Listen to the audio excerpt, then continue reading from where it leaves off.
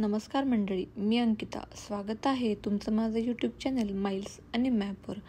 आज मी तुम्हाला माझ्या मागच्या वर्षीच्या एका सुंदर प्रवासातला अनुभव सांगणार आहे. एका सुंदर डेस्टिनेशनला जिथे आम्ही मागच्या वर्षी भेट दिली होती. हे आहे अमेरिकेतील सुंदर असं बेट मॅकिनो आयलंड. हे ठिकाण इतकं खास आहे की इथं गाड्यांनाच परवानगी नाही. चला तर मग सुरुवात करूया. तर आम्ही सकाळी कारने लवकर निघालो होतो शिकागोवरून. रस्त्याने प्रवास करताना खूपच सुंदर निसर्ग दृश्य दिसली. सुमारे 6-7 तासांच्या प्रवासानंतर आम्ही बेटाजवळच्या शहरात पोहोचलो. तोपर्यंत रात्र झाली होती, म्हणून आम्ही तिथल्याच एका हॉटेलमध्ये मुक्काम केला आणि सकाळी लवकर उठून आम्ही तिथेच गाडी पार्क ठेवली, कारण या बेटावर गाडीला परवानगी नाही आहे. मग तिथून आम्ही फेरीचं ऑनलाईन तिकीट बुक केलं होतं. त्या तिकीट घेऊन आम्ही निघालो फेरीच्या बोटीतून. प्रवास करताना थंडीची झुळूक, पाण्याच्या लाटा आणि समोर दिसणारा तो बेट एकदम स्वप्नवत. बेटावर उतरल्यानंतर लक्षात आलं की इथे कुठेही गाड्या नाहीत, फक्त चालणं, सायकल किंवा घोडगाडीचा वापर. सगळीकडे शांतता, हरित परिसर आणि जुन्या काळाची आठवण करणारी रचना. मग आम्ही भाड्याने इथून सायकल घेऊन निघालो बेटाच्या सफरीवर.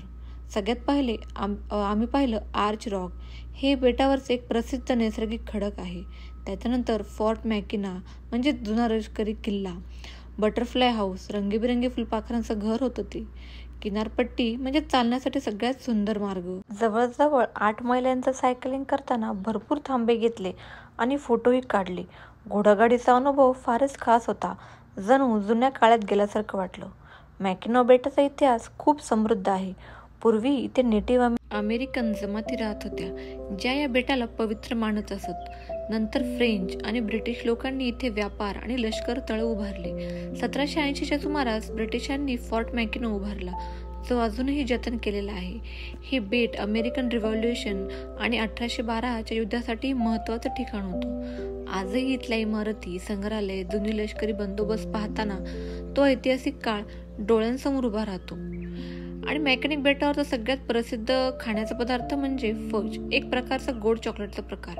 आम्ही वेगवेगळे फ्लेवर्स ट्राय केले, चॉकलेट, मेपल आणि पीनट बटर. तसंच बेटावर छोटी छोटी कॅफेज, बेकरीज आणि आईस्क्रीम शॉप्सही आहेत. स्थानिक दुकानांमध्ये हस्तकले वस्तू, फजचे डबे आणि फ्रीज मॅग्नेट मिळतात. आम्ही काही फ्रीज मॅग्नेट्स घेतले आणि थोडं शॉपिंग केलं. तर एकूणच मॅकिनो बेटा हे एक शांत, निसर्गरम्य आणि वेगळ्या जगात घेऊन जाणारा अनुभव होता. इथे वेळ थांबतो, मन शांत होतं आणि रोजच्या धावपळीतून सुटका होते. तर ही होती माझी मॅकिनो बेटाची ट्रिप. तर तुम्हाला हा व्हिडिओ कसा वाटला ते खाली कमेंटमध्ये सांगा. आणि व्हिडिओ आवडला असेल तर लाईक करा, शेअर आणि सबस्क्राईब करायला विसरू नका. भेटूया एका नवीन प्रवासात. जय महाराष्ट्र.